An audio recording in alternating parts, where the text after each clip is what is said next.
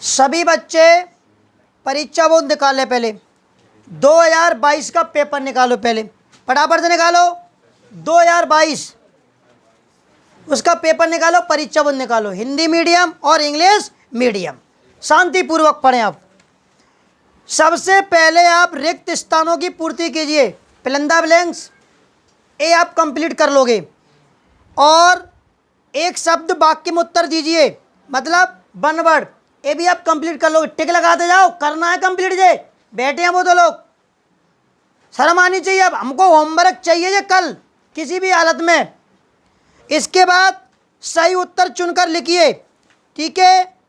Choose the correct, ये भी आप टिक लगा लो। मैचिंग द कॉलम, सही जोड़ियां बनाइए, ये भी आप टिक लगा लो। अब रही बात क्वेश्चनों की। सबसे पहले हमें अति लघुत्तरी के, अति लघुत्तरी उस क्या बोलते हैं, शॉर्ट, वेरी शॉर्ट। फिर उसके बाद कौन आएंगे, शॉर्ट। उसके बाद कौन आते हैं, लॉन्ग। देखिए जो वेरी शॉर्ट है, अति लघुत्तरी वाले, वो 2 नंबर के होते हैं। कितने नंबर के होते हैं, 2। और जो लघुत्तरी वाले हैं, शॉर्ट हैं, वो कितने नंबर के, 3। और जो लॉन्ग है वो उसमें आपके 4 नंबर के और 5 नंबर के, उसमें 3 नंबर के भी आते हैं शायद, ठीक है। चलिए, तो आप लोग इन ओटियों को तो पढ़ ही लोगे। अब इसमें क्वेश्चन दिया है, सेब को आवासी फल क्यों कहते हैं, पुष्प का कौन सा भाग फल की रचना करता है। तो पहले तो ज़रा सुनो, ये अब इस बार नहीं आएगा, चिंता मत करो, ठीक है। इसमें क्वेश्चन है जो एप्पल है उसे वर्चुअल फ्रूट, ठीक है। और which part of the flower does the fruit. पहले आप ये बताइए, फ्लावर की स्ट्रक्चर आपने सेकंड चैप्टर में पढ़ी। फ्लावर के 4 पार्ट होते हैं, कौन कौन से, सेपल, पेटल, स्टैमेन, कार्पल। मालूम है आपको, बायदल, दल, पुंकेसर और अंडप। फ्लावर में एक जो पार्ट होता है, मतलब जो एक तरह भाग होता है, थैलेमस, पढ़ा है क्या, पुष्पासन, समझ पा रहे हैं आप। चलिए, तो जो हमारा एप्पल है, कौन है भैया, एप्पल, वो फ्लावर के थैलेमस से डेवलप होता है। इसलिए से आवासी फल क्या बोलते हैं, आवासी फल कहते हैं, झूठा फल कहते हैं। क्योंकि आपको मालूम है, एक क्वेश्चन आ सकता है, ओवरी से डेवलप क्या होते हैं, जो बताओ बताओ, फ्रूट। ओटियां बन जाती हैं, ऐसे ही बनती हैं, कोई बाहर से नहीं बनती हैं। ओवरी, ठीक है, मैच्योर ओवरी मतलब परिपक्व अंडा से डेवलप होके क्या बनाता है, बताओ, फ्रूट, मतलब फल बनाता है। समझ पा रहे हैं। चलिए, आपको मालूम बीजांड ओव्यूल से क्या बनते हैं, बीज, क्या बनते हैं, बीज बनते हैं, सीड डेवलप होता है, मालूम है क्या। चलिए, तो इस क्वेश्चन को आप, तो ये क्या है आपके उसमें दिया है सेकंड चैप्टर में, इसको ज़्यादा मत पढ़ना, ठीक है, ज़्यादा ध्यान नहीं लगाना इस पर। ये इस बार नहीं आएगा, चिंता मत करो, नहीं आएगा मतलब नहीं आएगा। मैं इसमें से इंपॉर्टेंट बताऊंगा बस, इस 2022 के पेपर में से आपको उनको ज़्यादा याद करना है। अगला क्वेश्चन है, पराकड़ वृत्ति की रचना में टैपेटम की भूमिका की व्याख्या कीजिए। मैं बिल्कुल परीक्षा बोर्ड से चल रहा हूँ, सीक्वेंस से 2022 का पेपर सॉल्व कर रहे हैं। Explain the role of tapetum in the formation of pollen grain wall. देखिए, एक क्वेश्चन भी नहीं आएगा, फिर भी मैं आपको बता देता हूँ। टैपेटम एक लेयर होती है, क्या होती है, वृत्ति होती है। एंतर पढ़ा आपने, पराकोश, समझ पा रहे हैं, तो उसमें सबसे अंदर वाली लेयर है। मैं इसको एक अपने तरीके से बता देता हूँ, सभी बच्चे सुन लो। टैपेटम एक लेयर है, जब आप एंतर को, पराकोश को काटोगे, समझ पा रहे हैं, तो अंदर वाली लेयर है। क्योंकि वहाँ कौन सी सेल होती है, माइक्रोस्पोर मदर सेल होती है। लघु बीजाणु मात्र कोशिकाएं होती हैं जो डिप्लॉयड होती हैं, द्विगुणित होती हैं, और उनसे बनते हैं माइक्रोस्पोर। लघु बीजाणु बनते हैं पोलन ग्रेन, पराकड़। तो पोलन ग्रेन को न्यूट्रिशन देने का काम करती हैं कौन, टैपेटम लेयर। आई बात समझ में, और कुछ नहीं है इसके बारे में।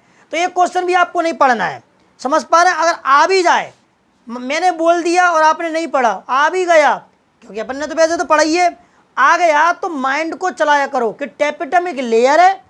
आप कैसे लिखेंगे कि जब एंतरिक स्ट्रक्चर को अपन काट के देखेंगे या एंतरिक इंटरनल स्ट्रक्चर को स्टडी करेंगे, अध्ययन करेंगे, तो इसकी जो इनर लेयर है, आंतरिक परत है, वो कौन है, टैपेटम है, जो कि पराकड़, पोलन ग्रेन, लघु बीजाणु को न्यूट्रिशन मतलब पोषण देने का काम करती है। खेल कर 2 नंबर में नहीं लिखा जाता है।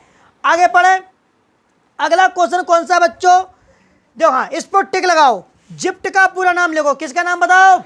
जो बच्चे वीडियो पे भी सुन पा रहे हैं, देख रहे हैं, आपको परीक्षा वो निकाल के बैठ जाओ। मुझे एक एक बच्चा दिख रहा है यहाँ से, शर्म वाली बात नहीं है, आए नहीं है वो पढ़ने के लिए, होली से खिलवा दूंगा तुम्हारी अभी मैं।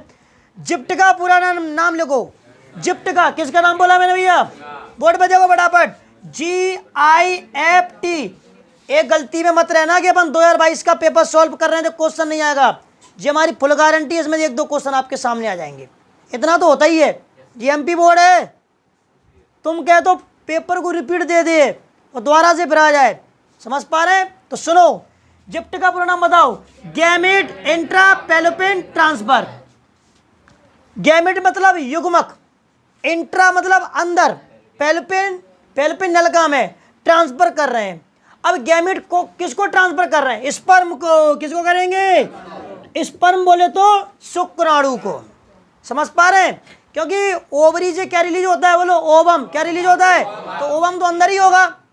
समझ पा रहे हैं आप? चलिए, तो इसको लगाओ, वेरी इंपॉर्टेंट, इस वाले क्वेश्चन को पढ़ना है। जिप्ट का पूरा नाम लिखिए, पेपर में लगाते जाओ। जिप्ट, अब आ जाओ, जो तो गिफ्ट हो गया, ZIFT बोलते रहा करो। क्या लगा ये? ZIFT बोलो। यहां पे जाइगोट को करेंगे, क्या करेंगे? Zygote intra fallopian transfer. एक बात और समझ लेना, देखो यहां पे अंतर किसका है? केवल जहां Z लिखा है और जहां G लिखा है। जाइगोट हिंदी में क्या बोलते हैं? युग्मनज। क्या बोलेंगे? जाइगोट बनता कैसे है? नर युग्मक शुक्राणु, मादा युग्मक अंडाणु, male gamete sperm, female gamete ovum. जब फ्यूज होते हैं, संयुग्मन होते हैं, मिलते हैं, उसके बाद बनता है जाइगोट। जाइगोट कैसा होता है? डिप्लॉइड। कैसा होता है? और कैसा होता है? यूनिसेलुलर। कैसा होता है? एक कोश की होता है, मालूम है आपको। और डिप्लॉइड होता है। कैसा होता है? डिप्लॉइड। क्योंकि गैमेट ऑलवेज एप्लॉइड। कैसे होते हैं? जो युग्मक है वो कैसे होते हैं? आगोड़ित। और जाइगोट कैसा होता है? डिप्लॉइड। ध्यान रखना इस बात को, गैमेट तो एप्लॉइड ही रहेंगे। समझ गए? चलिए अब आगे देखो, तो जिप्ट का पूरा नाम क्या है? Zygote intra fallopian transfer. आगे पढ़े, मतलब यहाँ पे जाइगोट को ट्रांसफर कर रहे हैं अपन पैलोपिन ट्यूब में। एमनियोसेंटेसिस को परिभाषित कीजिए। एमनियोसेंटेसिस आपको बच्चों चैप्टर 4 में मिलेगा। अभी मैंने जो आपको जिप्ट और जो क्या बोलते हैं, जिप्ट और गिफ्ट जो पढ़ाया, जो 4 चैप्टर मिलेंगे। एमनियोसेंटेसिस ये भी आपको कहाँ मिलेगा? 4 चैप्टर में। टेस्ट ट्यूब बेबी ये भी कहाँ मिलेगा? 4 चैप्टर में। एक बात और ध्यान रख लेना, यहाँ से तुम्हें बहुत कुछ सीखने को मिलेगा इस पेपर से। जिस बंदे ने अगर ये पेपर को सुन लिया तरीके से, मालूम है तुम्हें, चैप्टर 4 से ज़्यादा मटेरियल दिया जा रहा है, मालूम तुम्हें। क्योंकि चैप्टर 2 से केवल एक ही क्वेश्चन आ जाए, क्योंकि हम ध्यान रखना, अथवा में और में टक्कर का क्वेश्चन आता है। अगर डिफरेंस होगा तो डिफरेंस ही आएगा और में। ध्यान रखना इस बात को भी आप, ऐसा नहीं कि डिफरेंस में और कुछ दे दिया। हम लोग जो कोचिंगों में टेस्ट देते हैं उनमें कुछ भी आ जाए उससे फर्क नहीं पड़ेगा, लेकिन जो पेपर में, अब तुम्हारे में मान के चलो पेपर होगा 10 तारीख को, अब क्या क्वेश्चन आ सकता है? क्वेश्चन आ जाए जैसे कि पार्थेनोजेनेसिस आ जाए, ठीक है, उसके अथवा में आ जाए भैया पार्थेनोकार्पी, मतलब आनिशिक फलन आनिशिक जनन। जरूरी नहीं है ये आ जाए 100 परागण पर परागण में अंतर, उसके अथवा में आ जाए परागण और निषेचन में, मतलब पोलन ग्रेन और फर्टिलाइजेशन में वो आ जाए डिफरेंस।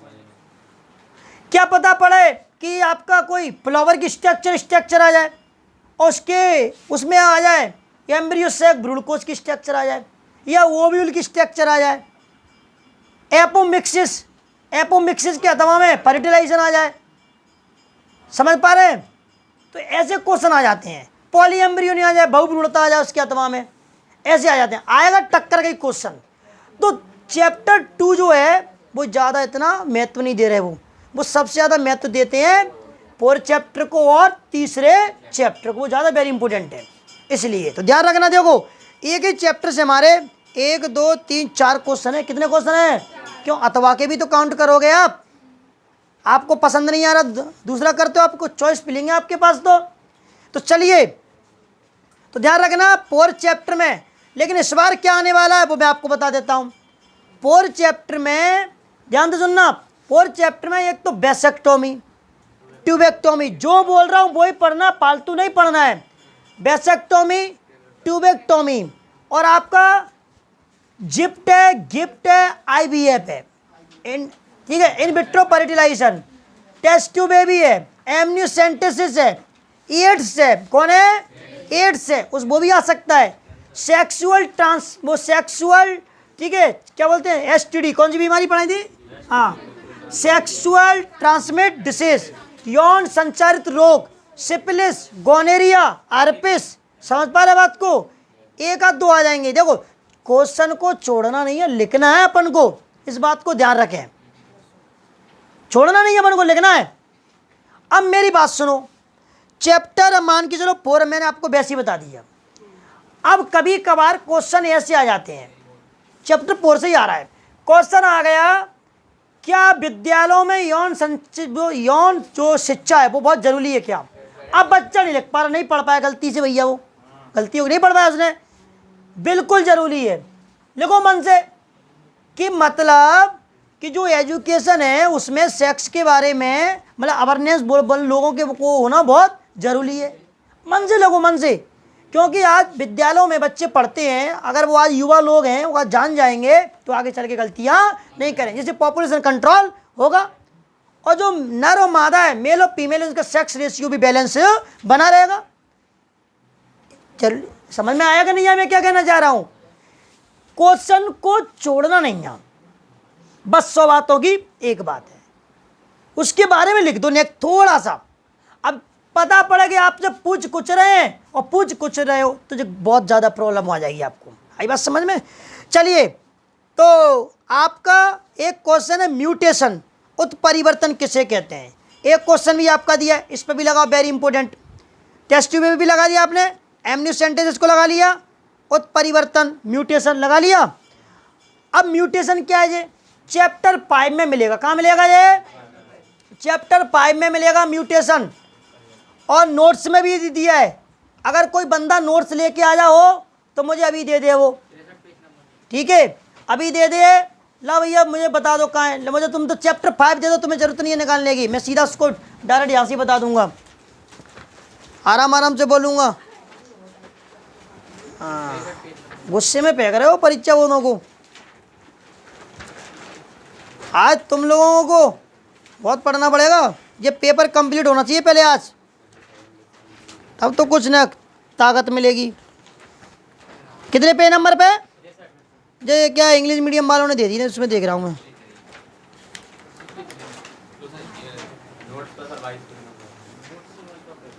अच्छा 22 पे नंबर, रुको जाओ,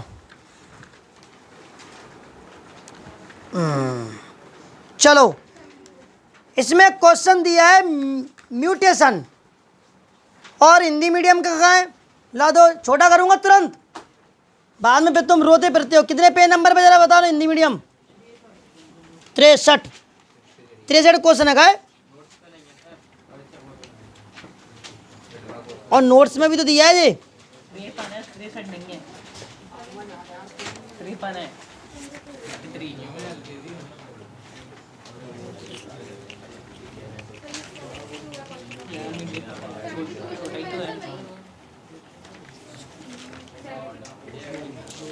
चलो सभी लोग पहले मेरी एक बात सुनो, एक क्वेश्चन आएगा, ध्यान रखना, म्यूटेशन उत्परिवर्तन, तो सभी लोग जो इंग्लिश मीडियम बच्चे हैं इसको कहाँ तक टिक लगाएंगे, it is an sudden discontinuous ray and inheritable variation which appear in an, ठीक है, ऑर्गेनिज्म इन देयर जीनोटाइप या जेनेटिक कॉन्स्टिट्यूशन। ध्यान रखना, जीन या दोनों में तो कोई एक शब्द लिखो, या तो जीनोटाइप लिखो या जेनेटिक लिखो, समझ पा रहे हैं आप? और कहाँ तक बोलेंगे? अब वो एक बात, ये बात कह रहा है आपसे कि जो ऑर्गेनिजम्स में म्यूटेशन होता है उसे क्या बोलते हैं, म्यूटेंट, क्या बोलते हैं अपन? तो ये सारी चीज़ें रहने दो, आप तो यहाँ तक लिख देना, आप जेनेटिक तक बस टिक कर दो उसको। और हिंदी मीडियम में कहाँ तक है, ये लिखा है कहलाता है, लिखाया गया, वो जो लगा ना, किसी भी जीव के आनुवांशिक संगठन में अचानक होने वाला परिवर्तन उत्परिवर्तन कहलाता है, लगाया गया। चलो आराम आराम से करते जाओ। अगला क्वेश्चन बताओ। उत्परिवर्तन हो गया, इंपोर्टेंट लगा ना, वेरी इंपोर्टेंट। आज होमवर्क में लेगा जे, तभी तो कंप्लीट होगा पूरी पढ़ाई। अगला संलग्नता, लिंकेज, ये वाला भी आप नोट्स में निकालो, जल्दी बताओ फटाफट कहाँ है जे। चैप्टर 5 में मिलेगा जे। उत्परिवर्तन,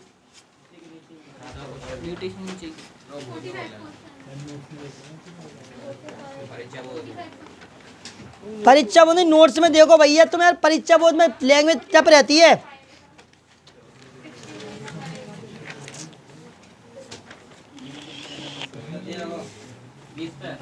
हाँ 16 पे नंबर पे नोट्स में संलग्नता। सभी बच्चे Hindi medium, 16 page number, chapter 5, 45वां क्वेश्चन। इसको टिक लगा लो, यहां तक लगा लो। संलग्नता शब्द मॉर्गन ने दिया था। एक ही गुणसूत्र पर स्थित सभी जीन में एक साथ वंशागत होने की प्रवृत्ति होती है। जीन किस प्रवृत्ति को संलग्नता कहते हैं? ऐसे जीन जो एक ही गुणसूत्र पर स्थित होते हैं, एक साथ वंशागत होते हैं, संलग्न जीन कहलाते हैं। तो आप रहने दो, केवल यहाँ तक लगाना। जीन किस प्रवृत्ति को संलग्नता कहते हैं? लिंकेज कहते हैं। इंग्लिश मीडियम में कहाँ है ये बताओ, कौन सा क्वेश्चन है? 45। हाँ जेरा यहाँ तक लगाओ, इसमें दिया है। इसको यहाँ तक यहाँ से लिखना, यहाँ से। It hold good only for the trait, ठीक है, whose gene are located in different chromosome. ये भी नहीं, रुक जाओ, ये भी नहीं लगाना। इसमें डेफिनेशन बना दो, रुक जाओ मैं बताऊंगा।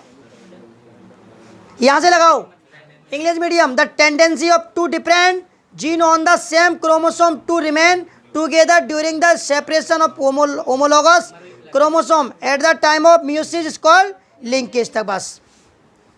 चलिए तो ध्यान से समझते जाओ और लिखते जाओ। अगला प्रभावता लगा लोगे, बताओ। डोमिनेंट और रिसेसिव चैप्टर 5 में दिया है ये। और जीनोटाइप फिनोटाइप चैप्टर 5 में जरा निकालो जरा नेक। इसमें डिफरेंस दिए हैं बच्चों, होमोजाइगस हेटेरोजाइगस, ये डिफरेंस पूरे पढ़ना। केवल इसको छोड़ देना, मोनो हाइब्रिड क्रॉस और dihybrid cross. Genotype phenotype पढ़ना, रिसेसिव और डोमिनेंट, और होमोजाइगस और हेटेरोजाइगस। मतलब मोनो हाइब्रिड क्रॉस और डाई हाइब्रिड क्रॉस डिफरेंस को रहने देना आप। चलिए पेपर के हिसाब से कर रहे हैं ना अपन। मैं क्या बताते जा रहा हूं, मैंने पहले ही बोला था नोट्स लेके आए, समझ रहे हैं? तो नोट्स में जो चैप्टर 5 है वहाँ रिसेसिव और डोमिनेंस डिफरेंस, होमोजाइगस हेटेरोजाइगस में डिफरेंस, और आपको मालूम है जीनोटाइप और फिनोटाइप में डिफरेंस। ध्यान रखना है। एक संकर क्रॉस, द्विसंकर cross, monohybrid cross, dihybrid cross वाले क्वेश्चन को आप छोड़ देना। अगला पढ़ें। जो क्वेश्चन बहुत सिंपल है, 2 एंटीबायोटिक के नाम बताओ। कौन से 2 एंटीबायोटिक हैं? एक तो ये याद है पेनिसिलिन, कौन सी याद है? अभी याद करो पेनिसिलिन। और ये क्या भैया? टेरामाइसिन। या और भी है, एम्पिसिलिन भी बोलते हैं, समझ बात को। स्टेप्टोमाइसिन है, कौन सी भैया? बेजी याद करके रखो। और एंटीबायोटिक होती क्या है? प्रतिजैविक होते क्या है? मतलब इनको सूक्ष्म जीवों से ही बनाते हैं और सूक्ष्म जीवों को खत्म करते हैं। आपको मालूम पढ़ाया है, ये चैप्टर 8 में भी है क्वेश्चन और चैप्टर 10 में भी है। चलिए इसके बाद ये लगा लेना टिक। एड्स और HIV का पूरा नाम बच्चे को मालूम है। एड्स का नाम क्या है? Acquired immuno deficiency syndrome. HIV का पूरा नाम बता भैया, ह्यूमन इम्यूनो डिफिशियंसी वायरस। अब एलर्जी क्या है? ये आपको चैप्टर 8 में मिलेगा। कहाँ मिलेगा? ये लगाते जाओ भाई। पेपर टिक मत लगाओ, मतलब जो पेपर है 2022 का वही लगा लिया करो। मैं जब उसी के पीछे बोल रहा हूँ कि चैप्टर वही लिख दिया करो, चैप्टर बस नंबर डालना है आपको, आप पढ़ते रहना। फिर होमवर्क में मिलेगा ना तुम्हें आज। और जो फालतू क्वेश्चन उसको हटवा दूंगा। चलो तो एलर्जी क्या है? क्या बोला मैंने? इसका औषधि व्यसन, ड्रग्स एडिक्शन है चैप्टर 8 में दोनों ये। अवयव GMO जेनेटिकली मॉडिफाइड ऑर्गेनिज्म, अनुवांशिक रूपांतरित जीव, और गोल्डन राइस। ये कौन से चैप्टर 12 में? कौन से भैया? 12। कौन सा चैप्टर है? अवयव शुक्राणुजन और अंडाणुजन में डिफरेंस, डिफरेंस बिटवीन स्पर्मेटोजेनेसिस और oogenesis। इसके और स्पर्म का और ओवम का डायग्राम, या तो स्पर्म का बनाओ या फिर ओवम का। अब कुछ बच्चे बिल्कुल भूल जाते हैं, उनको स्पर्म का डायग्राम बनाना नहीं आता, चिंता में चले जाएंगे। इधर आओ, एक तो पढ़ाई को तुम खुद कठिन बना लेते हो। अब मान के चलो डायग्राम स्पर्म का आ गया, कैसे बनाओगे? सीधा सीधा ऐसे बनाया करो। लो ऐसे देखो, नाम सही होने चाहिए बस, आपको उससे मतलब नहीं है कि आप क्या बना रहे हो, ठीक है? लो समझ गए? लो ए लो, ये लो न्यूक्लियस, ठीक है? नाम सही होना चाहिए बस, नाम सही होना चाहिए। जी हेड है, ये क्रोसोम है, न्यूक्लियस है, नेक है, सेंट्रियोल है, इसमें जो माइटोकॉन्ड्रिया क्या है, ये माइटोकॉन्ड्रिया, मिडिल पीस है, टेल है, फिलामेंट है, और ये स्पर्म है। चलिए अब इसके बाद ओवम का, किसका डायग्राम है ये? ओवम बता देता हूँ। लो वो भी क्या घबरा रहे हो, ऐसे बनाओ, ऐसे बनाओ। कोरोना रेडिएटा, जोना पेलिसिडा, ये न्यूक्लियस है, जैसे साइटोप्लाज्म भर दो, बस का बुद्धि का लगाते इतनी सारी हैं। सेल है जी, कोशिका है, डायग्राम कैसा भी बन जाए, टेढ़ा मेढ़ा चलेगा, नाम सही होना चाहिए। आगे पढ़ो। चलिए तो जो आपको चैप्टर थर्ड में मिलेंगे, कहाँ मिलेंगे ये?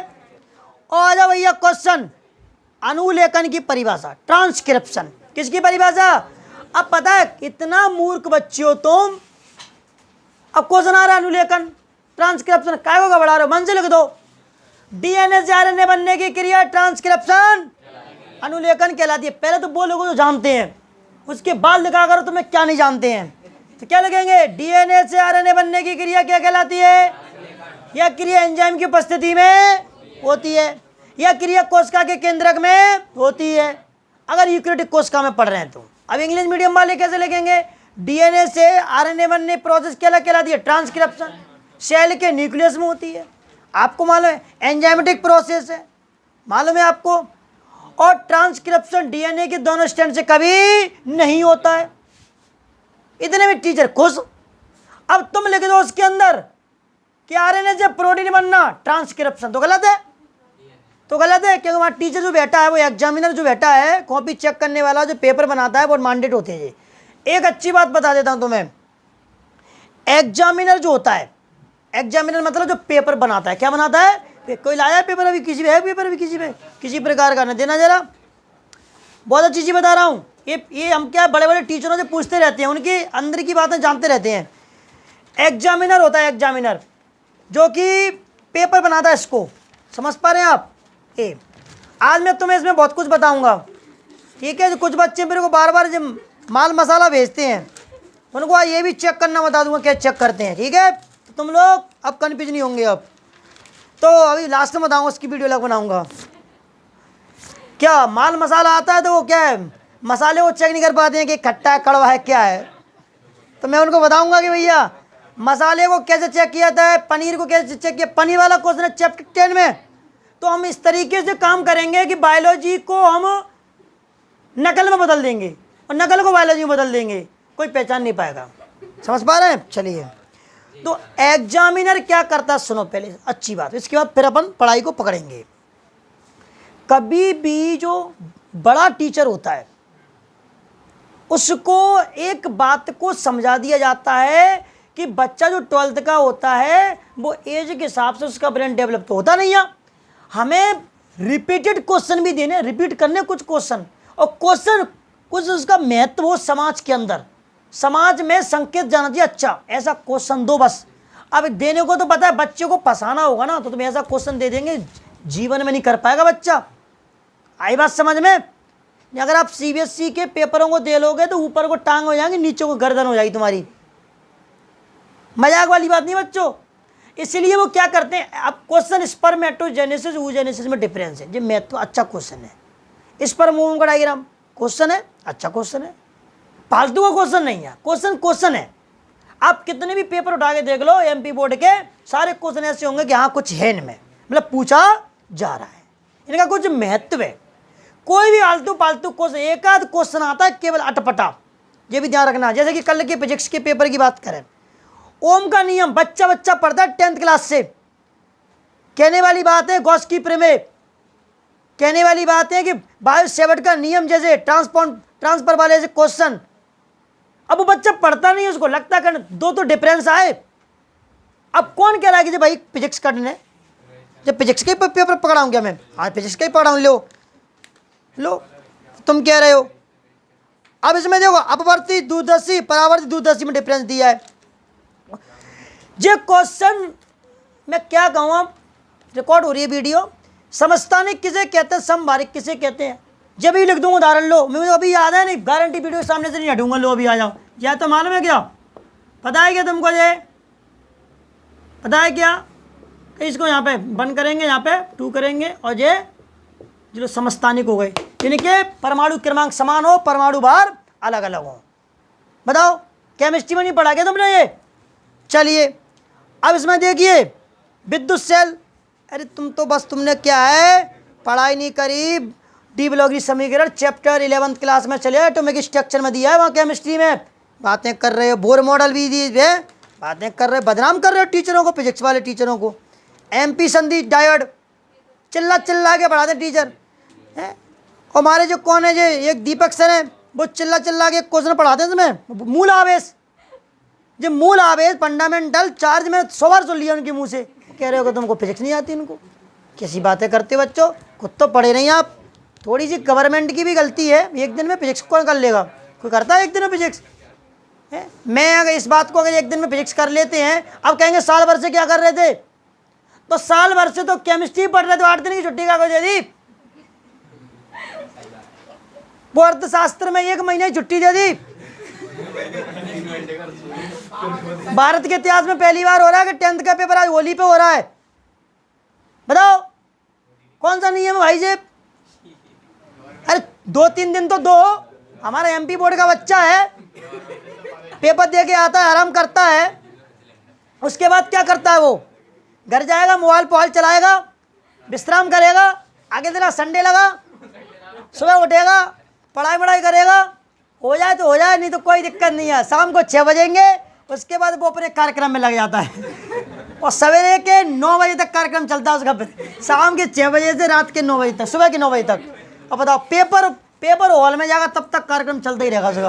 अब बताओ तुम क्या रहे हो कि मतलब कि बच्चे को 2-3 दिन तो देना पड़ता है। अब केमिस्ट्री है 5-6 दिन, 6 दिन तो पढ़ेगा वो सूत के दमादम, 2 दिन मिलेगा, और 7 दिन पढ़ लेगा भैया, 1 दिन तो मिलेगा। 1 दिन में तो बहुत कुछ कर देता है वो। बताओ फिजिक्स में 1 दिन, इतना बड़ा सब्जेक्ट, एक महीना उस चैप्टर को खत्म होने में लग जाते हैं। कितने चैप्टर है फिजिक्स के? 22 चैप्टर। सोचिए 1 दिन में फिजिक्स। कोई भी अधिकारी को, अरे मैं बता देता हूँ, कोई भी अधिकारी हो, को कितना बड़ा धुरंधर टीचर हो, ठीक है, जो 12वीं क्लास तक पढ़ा रहा है, वो आ जाए और एक दिन फिजिक्स को रिवीजन करके दिखा दे और ढंग से क्वेश्चन सुना के दिखा दे, तो मान जाऊँ मैं इसको। गप्पे ये तो उनकी बस। बच्चे पे कितना प्रेशर होता है, फिर भी आप लोग पास होंगे अच्छे नंबरों से, चिंता मत करो आप, कोई बच्चा फेल नहीं होगा बस। क्योंकि कभी कभार एक पेपर ऐसा देते हैं, वो कंतड़ी है बहुत, क्या करते हैं वो, जिससे बच्चा थोड़ा जो लूज हो जाता है। उनने जो बीच में सबसे शुरू में 2 पेपर के कुछ बता रहे थे कि कुछ लूज कर दिए, फिर बाद में उन्होंने फिजिक्स से टाइट कर दी उतना ही।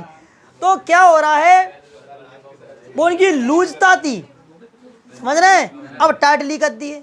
अब बायोलॉजी आएगा तो शायद लूज कर देंगे, और फिर उसके बाद वो केमिस्ट्री में टाइट कर देंगे। इसलिए हमें रणनीति अपनी जो है अच्छी बना के चलनी है, बस 100 बातों की एक बात।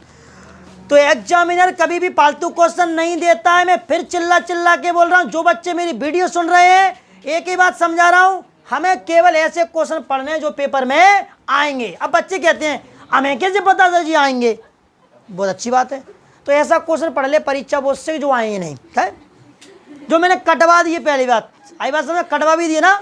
आगे बढ़ो, चलो आगे बढ़ो। अनुलेखन समझ गए?